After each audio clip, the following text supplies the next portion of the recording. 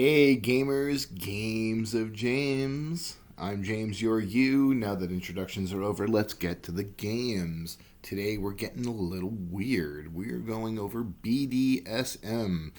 And no, it's not what you think. It is Below Dwelling Sewer Mutants, not 50 Shades of Grey, the role-playing game. Below Dwelling Sewer Mutants is brought to us by Neurot, aka Willow J, Neon Rot. This is an Exalted Funeral exclusive. I have purchased the physical copy and PDF from them during their 420 sale. But other than that, I am not affiliated in any way. So let's get right to it. Below Dwelling Sewer Mutants. You play as a mutant in the Undermuck. So if you ever wanted to play a role-playing game where you get to play as the mutants from Futurama, this is the game for you. There is no hard and fast rules on determining what your mutant looks like.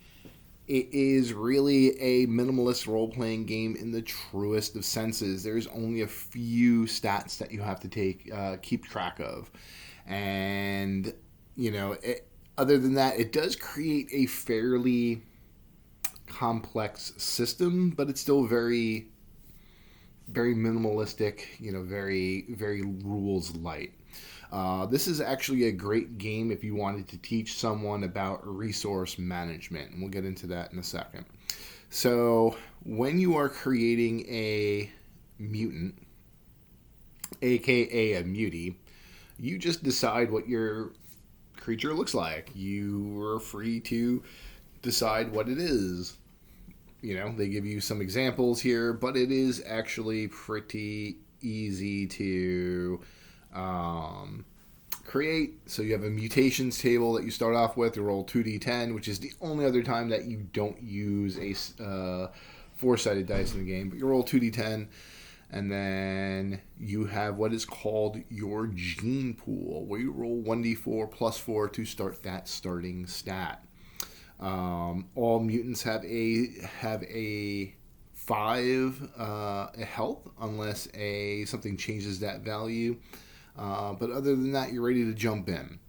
So the gene pool, that is the crux of this system. The gene pool represents a bunch of dice that your mutant has to use during the course of an adventure. So the gene pool replenishes during rests and breaks. And there's other items or other ways to refresh your gene pool. But essentially what it is, at the start of the game, you roll your gene pool's worth of d4s. So if you have 5 gene pool, you roll 5d4. And then you record those results.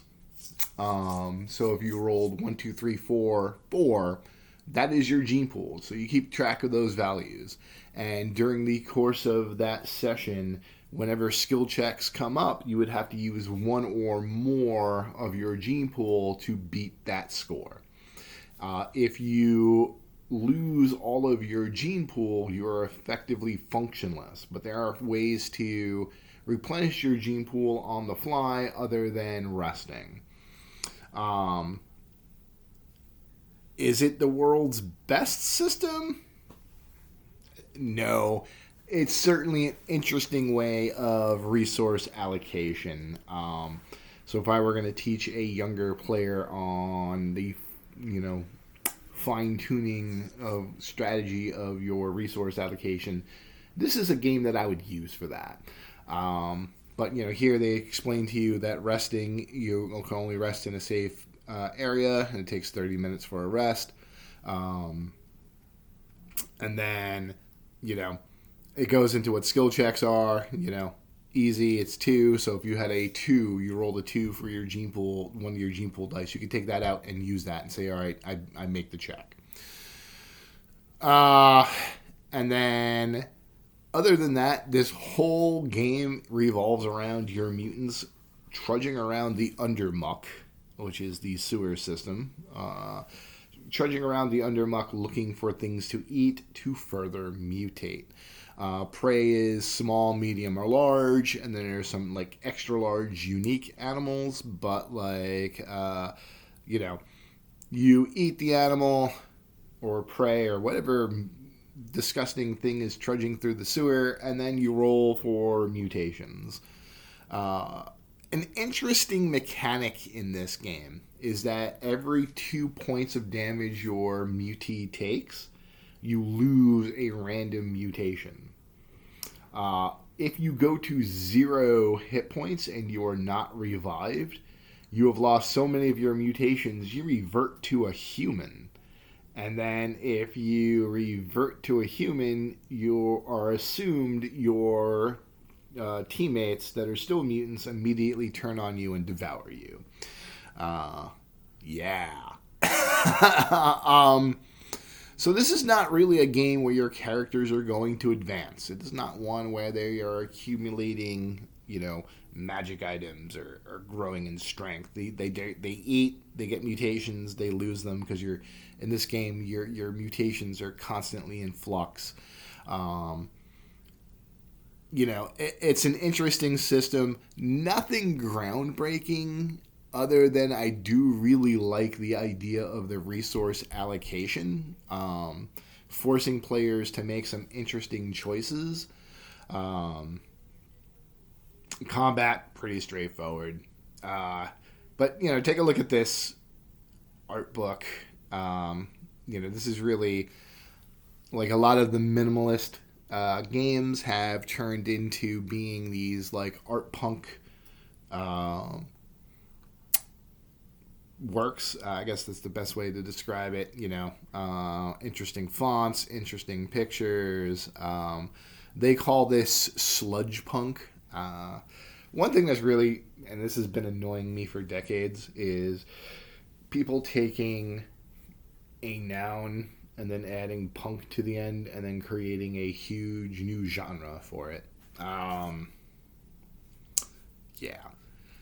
This is really a good palate cleanser game. So if you have friends that are, notorious for going out and getting pizza or whatnot, and you're left with just a few other players, crack this out, play it while the other players return. Because it's very quick and easy to do.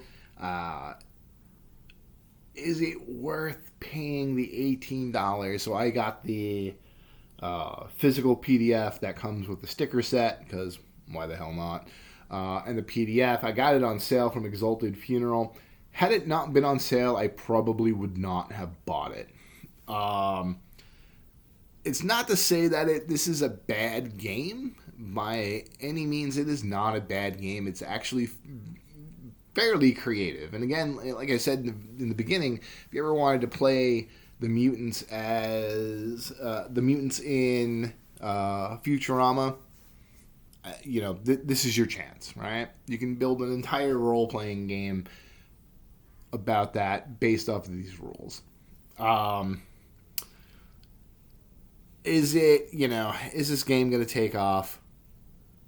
I don't know. I don't think so. I think this is a very niche game. The reason why I really looked into this game in the first place is because I was one of those kids that always went to the back aisles of the toy stores or the toy area in like big box stores for the toys that didn't get the shelf space because they weren't like the major brand names, but like the Mad Balls. If you're a guy who really loved the Muckman toy from Teenage Mutant Ninja Turtles, this game is for you. It appeals to that every little kid's secret desire to be disgusting and to be, dirty and sludgy. Like the gross out toys. You can use this to, like, if you ever wanted to play a Garbage Pail Kids role playing game, this is the system that I would use. You can reskin it and make it into a Garbage Pail Kids role playing game. The one thing I really do like is that the fonts are, they're fancy fonts, but they're stylized fonts, but it's still very easy to read. I've been having a lot of problems lately looking at other games in the art punk genre, they're using these fonts that I have to sit there and read it 1,000 times to it's like, what does that say? Is that an A? But this one, the fonts are very clear. The layout is very nice.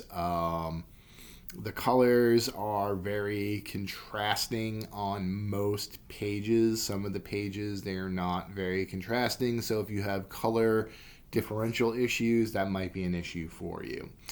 But other than that, it's not really, horrible.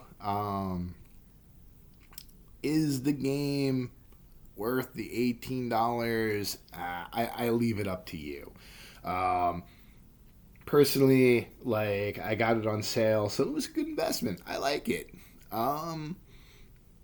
You may not like it. But, I do love the name, the BDSM. It's a very attention-grabbing name. It should have had this below dwelling sewer mutants ... 50 shades of green or something like that. They took the high road, and you are now known as the person running the game is the MM, which is the mutant master. They really could have gone the dungeon master and gone through that whole BDSM route, but they took the high road, and I like that for them. But yeah, so, check it out. If it ever goes on sale again, check it out. Like I said, it is an interesting game. If you ever wanted to have a game where you are playing as the mutants from Futurama, you want to reskin this as a Garbage Pail Kids game, go right ahead. This is a great system to do that because, it's a very free-flowing game. Not a lot of effort you need to put into this, but it does seem like you could have a lot of fun with it. But other than that, I don't know. Check it out. It might be your new favorite game.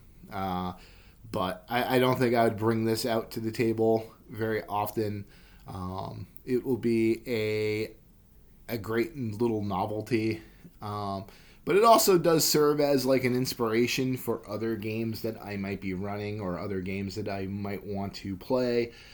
This is a very good, if you're running a game where there is this hidden toxic underworld, this might be a good game for you to draw inspiration from. So on that note, I will leave you till next time. Go forth and be awesome. Have a splendiferous week.